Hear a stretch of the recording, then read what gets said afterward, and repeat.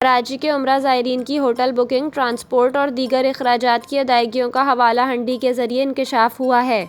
ترجمان FIA کے مطابق اس سلسلے میں خفیہ اطلاع پر FIA corporate crime circle Karachi نے ٹریول ایجنسی کے دفتر پر چھاپہ مارا اور حوالہ ہنڈی اور غیر قانونی کرنسی ایکسچینج میں ملوث ملزم عبدالجبار کو گرومندر سے گرفتار کیا۔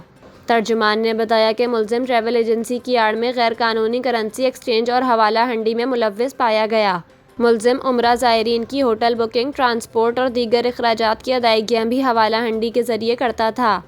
ترجمان کے مطابق چھاپے کے دوران ملزم سے 63,80,000 سے زائد پاکستانی روپے، 63,055 امریکی ڈالر اور 1,76,250 عراقی دینار برآمد ہوئے، جبکہ ملزم کے موبائل فون سے رقوم سعودی عرب منتقل کرنے کے پیغامات بھی ملے ہیں۔ ترجمان نے کہا کہ ملزم برآمد ہونے والی کرنسی کے حوالے سے حکام کو مطمئن نہ کر سکا۔ حوالہ ہنڈی سے قومی خزانے کو لاکھوں روپے کا نقصان ہو رہا تھا۔